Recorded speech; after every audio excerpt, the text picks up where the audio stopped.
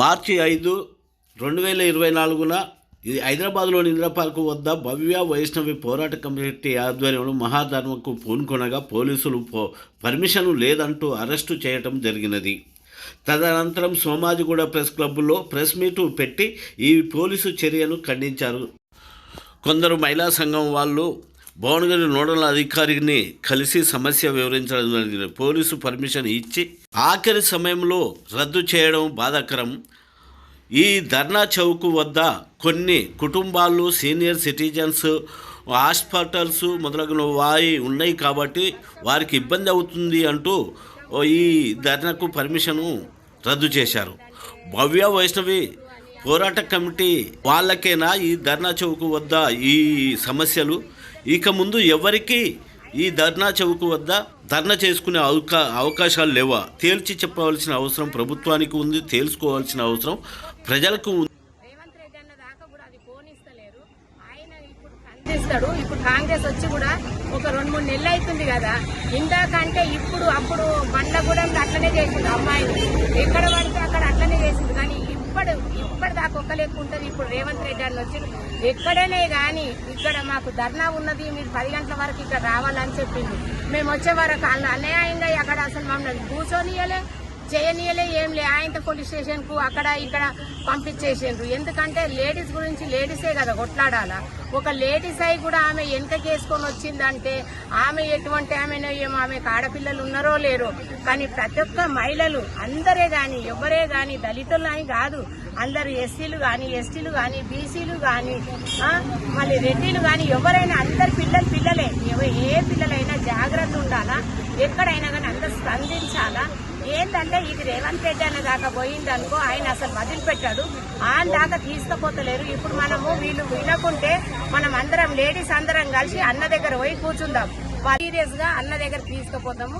రేవంత్ రెడ్డి అన్న దగ్గర తీసుకుపోయి సీరియస్ గా లేడీస్ అందరం పోయి కూర్చున్నాం. ఇప్పుడు మేము లేడీస్ అందరం ఒకటైతేనే కదా కాంగ్రెస్ వచ్చింది. లేడీస్ అందరం మాట్లాడుకున్నాం. ఎందుకంటే మనకు కాంగ్రెస్ రావాలా. కాంగ్రెస్ వస్తే ఇట్లా ఈ మందిని అందరినీ, ఇప్పుడు మొన్న బండ్లగూడెంలో కూడా అట్లనే అయింది. చిన్న అమ్మాయిని రేప్ చేసిండ్రు, చంపేసిండ్రు.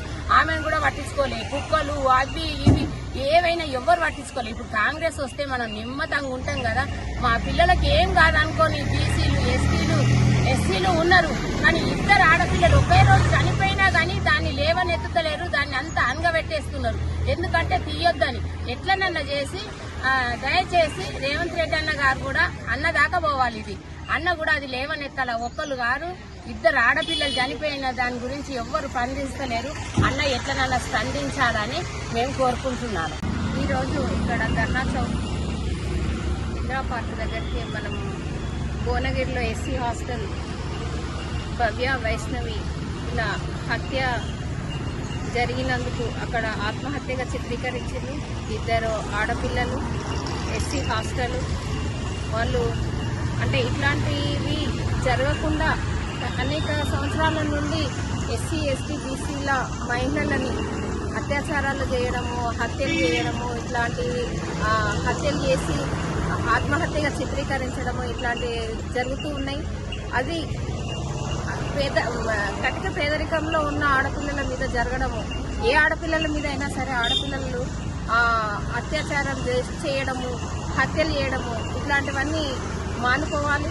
ఈ మానుకోవడానికి ఇట్లాంటివి జరగడానికి గల కారణాలు వీళ్ళు పేదరికంలో ఉన్నారనేసి వాళ్ళ పిల్లల ఆర్థిక పరిస్థితిని దాన్ని ఎత్తుగడగా చేసుకొని దాన్ని ఆసరగా తీసుకొని వీళ్ళ మీద హత్య చేసిరు. ఆ హత్యకు గల కారణాలైన వాళ్ళని అరెస్ట్ చేయకుండా వాళ్ళను అరెస్ట్ చేయకుండా ఇంకా వాళ్ళని భద్రపరుస్తున్నారు. వాళ్ళను అక్కడ ఉన్న హాస్టల్ వార్డెన్ కానీ ఇంకా అపరిచితుడైన వాళ్ళ ఆటో డ్రైవర్ ఇంకా రోజు వస్తూ పోతూ ఉంటున్న ఈ హత్య గల వాళ్ళ ఆత్మహత్య చేసుకోవడానికి కానీ హత్య చేయడానికి గల కారణాలు వీళ్ళిద్దరు. వీళ్ళని అరెస్ట్ చేసి కఠినంగా వాళ్ళను శిక్షించాలని, వాళ్ళ కుటుంబాలకు చేదోడు వాదోడుగా కంపల్సరీ ప్రభుత్వము నిర్వహించాలి. వాళ్ళకు ఆర్థికంగా వాళ్ళకు 10 లక్షలు కేటాయించాలి, వాళ్ళకు ఇల్లు కేటాయించాలి, వాళ్ళకు మళ్ళీ ఉద్యోగము, ప్రభుత్వ ఉద్యోగము కల్పించాలని నేను డిమాండ్ చేస్తూ ఇట్లాంటివి పునరావృతం కాకుండా చర్యలు తీసుకోవాలని ప్రభుత్వానికి డిమాండ్ చేస్తున్నాను. అందరికీ నమస్కారం. నేను మీ రోజా నేత. ఇవాళ మేము ధర్నా చౌక్కి రావడం జరిగింది. కానీ కొన్ని కారణాల వల్ల, కొన్ని కుట్రల వల్ల ఖండించారు, కొంతమందిని అరెస్ట్ చేశారని తెలుస్తోంది. దీన్ని మేము వ్యతిరేకిస్తున్నాం, ఖండిస్తున్నాం. మేము ప్రజా సంఘాలం. నా పేరు రోజా నేత. నేను బీసీ రాజ్యాధికార మహిళా సంక్షేమ సంఘం జాతీయ మహిళా అధ్యక్షురాలని. మహిళలపైన ఎక్కడ అన్యాయం జరిగినా, ఎక్కడ ఏది జరిగినా మా రోజంతా హెల్ప్ లైన్ టీం, రోజంతా హెల్ప్ లైన్ నెంబర్ పెట్టుకుని మేము పోరాడుతున్నాం, ఫైట్ చేస్తున్నాం. ఈ మహిళలపైన జరిగే అన్యాయాలు, అక్రమాలు ఇప్పటి నుంచి కాదు, తెలంగాణ రాష్ట్ర ప్రభుత్వం ఉన్నప్పటి నుంచి కూడా హత్యలు చేస్తూ దీన్ని ఆత్మహత్యలుగా చిత్రీకరిస్తున్నారు. ఇది మేము అనుకున్నాం, రేవంత్ అని వస్తే కాంగ్రెస్ ప్రభుత్వం వచ్చింది కదా అని చెప్పేసి మేము కాంగ్రెస్ ప్రభుత్వాన్ని ఎంతో కష్టపడి తెచ్చుకున్నాం. మేము ఎంతో మురిసిపోయినాం. కాంగ్రెస్ ప్రభుత్వం వచ్చింది కదా, మహిళలపైన జరిగే అన్యాయాలు, అక్రమాలని నిర్మూలిస్తుంది, పోలీసు బందోబస్తు చేసింది. పోలీసులు కూడా అన్యాయం చేస్తే వాళ్ళని శిక్షించాలని చెప్పేసి ఒక చట్టం కొత్తగా తీసుకొచ్చిందని తెలిసింది. కాబట్టి మేము ఎంతో సంతోషపడి మురిసిపోయినాం. కానీ ఇక్కడ అదేం లేదు. పాతగా ప్లస్ ఎప్పుడు కూడా మోసం చేసేవాడు, నిందితుడు ఎప్పుడు కూడా రక్షించబడుతూనే ఉన్నాడు. ఈ రక్షణ అనేది ఎవరి కోసం నాకు అర్థం కావట్లేదు. వాడు ఏ తలకాయ అయినా కానివ్వండి, ఒకడేమంటాడు సీఎం తరపు అంటాడు, ఇంకోటి పీఎం తరపు అంటాడు, ఇంకోటి వీడి తరపు అంటాడు, ఇంకోటి వాడి తరపు అంటాడు, వీడి తరపు వాడి తరపు, ఎవరి తరపైన వాడు అమ్మ మొగడి తరపైనా సరే. రోజున తరపులేంటి మాది వచ్చేసి ఈ అమ్మాయిలకి ఇద్దరు ఆడపిల్లల్ని కూడా వాళ్ళు చదువుకొని ఉంటే తల్లిదండ్రులకు ఎంతో ఆశ ఉండేది. కాబట్టి ప్రభుత్వం ఇటువంటి అన్యాయాలు, వీళ్ళకి ఈ డబ్బులు ఇవ్వడం, ఆ డబ్బులు ఇవ్వడం, ఆదుకోవడం అని కాదు. అక్కడ వాళ్ళకి ₹1,00,00,000 ఇవ్వాల్సిందే. ఇద్దరు ఆడపిల్లల తల్లిదండ్రులకి ₹1,00,00,000 ఇవ్వాలి నష్టపరిహారంగా. అంతేకాకుండా వాళ్ళు ఎవ్వరున్నా సరే, ఆటో డ్రైవర్ని కానీ, ఇందులో ఒక మహిళ ఉందని తెలుస్తోంది, సిగ్గుచేటు. మహిళ ఇటువంటి అన్యాయం చేయొద్దు. ప్లస్ మహిళల కోసం మేము ఫైట్ చేస్తున్నాం. ఇవాళ రోజున మేము సిగ్గుపడుతున్నాం. ఎందుకంటే ఇందులో ఒక మహిళ కూడా ఉందని తెలుస్తుంది. నిజంగా కూడా మనం ఒక తల్లికే కదా పుట్టేది. తల్లి ఆడపిల్లని తల్లితో పోలిస్తారు, అమ్మతో పోలిస్తారు. అటువంటి ఆడది కూడా ఇవాళ రోజున అన్యాయం చేస్తుందంటే ఎవరికి చెప్పుకోగలము? అంటే ఇవాళ రోజున ఏం జరుగుతుందంటే, ఇదివరకు ఒక మగవాళ్ళు మాత్రమే అన్యాయం చేసేవాళ్ళు అనుకునేవాళ్ళు కాదు. ఇప్పుడు ఆడవాళ్ళు కూడా అన్యాయం చేస్తున్నారు. ఇంకా పైగా అన్యాయం చేసి మేము ఎస్సీ అంటే ఆడవాళ్ళకే శత్రువులుగా, ఇక్కడ ఆడవాళ్ళు కూడా నిందితులుగా ఉన్నారని చెప్పేసి తెలుస్తోంది. ఈ విషయాన్ని మేము ఎంతకైనా ఖండిస్తాము. ఎవరున్నా సరే వాళ్ళని శిక్షించాలి, బహిరంగంగా శిక్షించాలి. బహిరంగంగా ఎట్లా శిక్షించాలి అంటే, ఇంకొకరు గడుచుకోవాలి, భయపడాలి. ఆడపిల్ల జోరికి నా కొడుకైనా ఏ ఆడదైనా వచ్చిందంటే భయపడాలి. తగిన శిక్ష విధించాలని చెప్పేసి కోరుకుంటూ ఎంతకైనా వెళ్తాం. మేము తెలంగాణ తెచ్చుకున్నాం కష్టపడి. దీన్ని ఆడపిల్లల పైన అన్యాయాలు జరిగే వాడు ఎంత పెద్దవాడైనా చెప్పేసి పోరాడి దీన్ని ఎంతవరకైనా తీసుకెళ్తామని, శిక్షించే వరకు పోరాడతామని, మా ప్రాణాలను పరంగా పెట్టి పోరాడతామని ఈ సందర్భంగా తెలియజేస్తున్నాను. Thank you. నమస్తే సార్, అభినవన. ఈరోజు మీరు కరీంనగర్ నుంచి ఇక్కడికి వచ్చారు. దేనికోసం వచ్చారు, ఏంది ఒక్కొక్కసారి మా SBNK న్యూస్ ఛానల్కు వివరిస్తారా? మనం ఇప్పుడు హైదరాబాద్లో ఉన్నటువంటి ఇందిరా పార్క్ దగ్గర ఉన్న ధర్నా చౌక్ దగ్గర ఉన్నాము. ఈరోజు ధర్నా చౌక్ రావాల్సిన కారణం ఏంటంటే, ఇక్కడ ఇతర మహిళా సంఘాలకు సంబంధించినటువంటి కార్యకర్తలు కూడా ఉన్నారు. భువనగిరి జిల్లాలో జరిగినటువంటి 10వ తరగతి జరుగుతున్నటువంటి భవ్య వైష్ణవి అనేటటువంటి ఇద్దరు విద్యార్థులను అనుమానాస్పదంగా మృతి చెందారు. వాళ్ళనేమో ఆత్మహత్య అని చెప్పేసి అక్కడ ప్రచారం జరుగుతూ ఉన్నది. స్థానికంగా ఉన్నటువంటి విద్యార్థులు కానీ, కుటుంబ సభ్యులు కానీ, మిగతా వాళ్ళు చెప్పిన సమాచారం బట్టి వాళ్ళ మృతి వెనుక అక్కడ ఉన్నటువంటి వార్డెన్ శైలజ, ఆమెకు సహకరించినట్టు ఒక ఆటో డ్రైవర్ పేరు వస్తూ ఉన్నది. ఇది ఆత్మహత్య కాదు, ఖచ్చితంగా హత్య ఉంది. 10వ తరగతి చదువుతున్నటువంటి పిల్లలు మీద అంత మానసిక వేదన గురే అంశాలు కానీ ఏమీ లేవు.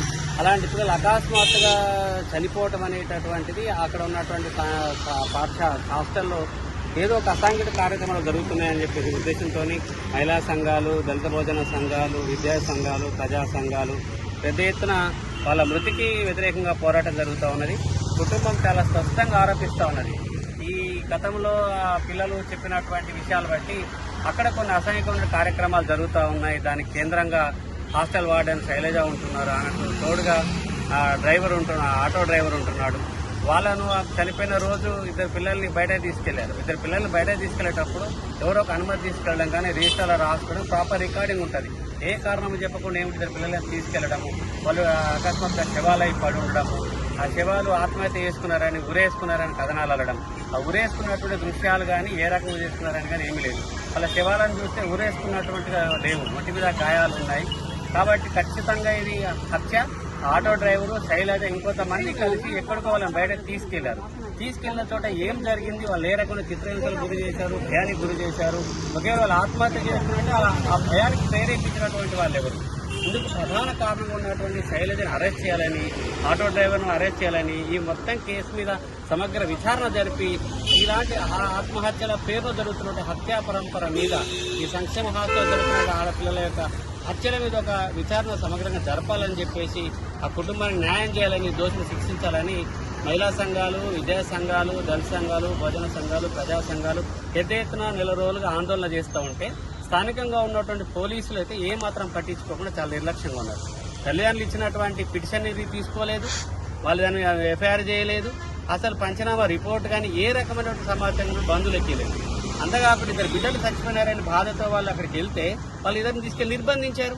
బంధువులు నిర్బంధించి హంతకులు వదిలేశారు. హంతకులు యథేచ్ఛగా సాక్ష్యాలు మాయం చేశారు, కొత్త కట్టుకథలు అల్లారు. అదే కట్టుకథల వెనకాల పోలీసుల విచారణ మాటలు సాగినాయి కనుక మొత్తం సమాజాన్ని పక్కదారి పట్టించి హత్యా కారణాలను దాచిపెట్టి హంతకులను కాపాడేటువంటి ప్రయత్నం జరుగుతూ ఉన్నది. ఈ ప్రయత్నం చేయాల్సిన అవసరం ఎవరికి ఉన్నది? ఆ అవసరం ఉన్నటువంటి పెద్దలు ఎవరున్నారు? వాళ్ళకి రాజకీయ నేపథ్యం ఉన్నదా, సంపన్న వర్గ నేపథ్యం ఉన్నదా, నేర ప్రవృత్తి ఉన్నదా? మొత్తం ఎంతటి వాళ్ళైనా సరే హంతకులను బయటకు తీసి ఇలాంటి హత్యోదంతాలు ఇంకెక్కడా కూడా రాష్ట్రంలో జరగడానికి వీలేదని మీరు వరుసగా చూస్తే ఎవరు దాన్ని లోతుగా చూడకపోవడం వల్ల, పోలీసులు దాన్ని పట్టించుకోకపోవడం వల్ల ప్రతి హత్య ఆత్మహత్యగా ఇదవుతున్నది. ఇంత ఒత్తిడి ఉన్నటువంటి సమస్యలున్న పిల్లలు ఎవరు లేరు. కుటుంబాలు వాళ్ళని వేధించే అవకాశం లేదు. కుటుంబాలకు దూరంగా ఉంటున్నటువంటి పిల్లలు, హాయిగా చదువుకుంటున్న పిల్లలు, చదువుకుంటే బాగుపడతామని చదువుకుంటూ వెళ్ళినటువంటి పిల్లల మీద జరుగుతున్న హత్యాకాండను ఆపడం కోసం ఒక న్యాయ పోరాటం అవసరమని భవ్య వైష్ణవి న్యాయ పోరాట కమిటీ పేరు పెద్ద ఎత్తున పోరాటం జరుగుతూ ఉన్నది. ఆ పోరాటం ఆ సమితి ఆధ్వర్యంలోని ఇప్పుడు ఈరోజు ఇందిరా పార్క్ దగ్గర ధర్నా పిలిపించడం జరిగింది. దానికి జస్టిస్ చంద్రరామ్ గారు, చంద్రకుమార్ సార్, అలాగే పిఓడబ్ల్యూ సంజయ్, ఇంకా అనేక మహిళా సంఘాలకు సంబంధించిన నాయకులు, ప్రజా సంఘాల నాయకులు అందరూ కూడా పెద్ద ఎత్తున వస్తున్నారని ప్రచారం కూడా జరిగింది. పోలీసులు అనుమతి ఇచ్చారని చెప్తున్నారు, మళ్ళీ ఆఖరి నిమిషంలో రద్దు చేస్తున్నారు. రద్దు చేయడానికి అన్నట్టు కారణాలు ఏమి లేవు. ఇక్కడ ఉన్నటువంటి న్యాయ పోరాటం చేసే సంఘాలకు సంబంధించిన నాయకులు కానీ ఎవరు కూడా చాలా క్రమశిక్షణ ప్రజాస్వామికంగా పోరాటాలు చేసిన చరిత్ర, దశాబ్దాల చరిత్ర ఉన్నది. ఎవరు కూడా అసహాయం చేసే వాళ్ళు అల్లర్లు చేసేటటువంటి వాళ్ళు లేరు. ఇక్కడ ఎలాంటి రాజకీయ కుట్రగానే రాజకీయ ప్రయత్నం కూడా ఏం లేవు. చాలా ప్రజాస్వామికంగా అన్యాయమైనటువంటి కుటుంబాలకు మద్దతుగా కనీసం పిల్లల్ని తీసుకురాలేదు. అంత కూడా బయట పెడితే ఆ విచారణ మొత్తం రిపోర్ట్ బయట పెడితే మిగతా పిల్లలకు రక్షణ ఉంటుంది, సమాజంలో ఆడపిల్లలకు ఒక రక్షణ వస్తుంది అనేటటువంటి ఒక సదుద్దేశంతో చేస్తున్న ఈ పోరాటాన్ని ఖచ్చితంగా కొనసాగించాల్సింది. దాన్ని సహకరించాల్సిన ప్రభుత్వం, పోలీసులు ఇలాంటి ఆంక్షల పేరు మీద రద్దు చేయడం అనేది సరైనది కాదు. వాళ్ళకి ఇక్కడ ఇబ్బంది ఉంటే వేరే చోటన చూపించి చేసుకోవాల్సిందే. ఏమి చేయకుండా ఇలా చేయటం అనేటటువంటిది రాష్ట్ర నలుమూలల నుంచి వచ్చినటువంటి ప్రజా సంఘాల నాయకులకు చాలా నిరాశపరిచింది. ఇది ప్రజాప్రభుత్వం అని చెప్తున్నటువంటి రేవంత్ రెడ్డి యొక్క ప్రభుత్వం మీద మాకు చెడు అభిప్రాయం పడే అవకాశం ఉన్నది. వాళ్ళకు కూడా ఎన్ఎస్సీ ఒక స్టూడెంట్ ఆర్గనైజ్ ఉన్నది. వాళ్ళు విద్యార్థులు తెచ్చుకుంటే విద్యార్థులు సవాలంతా మాట్లాడే బాధ్యత కూడా ఎన్ఎస్సీ వాళ్ళకు ఉంటుంది. ఇలాంటి ధర్నాలు జరిగేటట్టుగా, న్యాయం జరిగేటట్టుగా విద్యార్థులు ఒక సామాజిక బాధ్యత ఆలోచించాల్సిన అవసరం ఉన్నది. కానీ ఎమ్మెల్సీ పదవులు, ఎంపీ పదవులు, ఎమ్మెల్యే పదవులు రావాలని చెప్పేసి పార్టీలకు గుడిగా చేసుకుంటూ ఉంటే ఉపయోగం లేదు. ప్రజల కోసం పనిచేయాల్సిన బాధ్యత ఉన్నది. మొత్తం విద్యార్థి లోకము, మహిళా సంఘాలు, యువజన దళిత సంఘాలు, ప్రజా సంఘాలు అందరూ కూడా ఈ అంశం మీద పెద్ద ఎత్తున స్పందించాల్సిన అవసరం ఉన్నది. ఏ స్థాయిలో పోరాటం చేసినా మేమంతా రాజ్యాంగబద్ధంగా ప్రజల శాంతియుతంగా చేసేవాళ్ళం కనుక మాకు అన్ని రకాల పోరాట రూపాలకు ప్రభుత్వం అనుమతి ఇవ్వాలని చెప్పి మేము కోరుకుంటున్నాం. ఖచ్చితంగా భవ్య వైష్ణవి యొక్క హంతకులను పట్టుకునేదాకా పోరాటం కొనసాగుతుందని చెప్పేసి నిర్మూలన పోరాటం మేము చెప్తున్నాం. ఖచ్చితంగా హంతకులందరినీ అరెస్ట్ చేయాలని చెప్పేసి ఆ కుటుంబాన్ని న్యాయం చేయాలని మేము డిమాండ్ చేస్తున్నాం.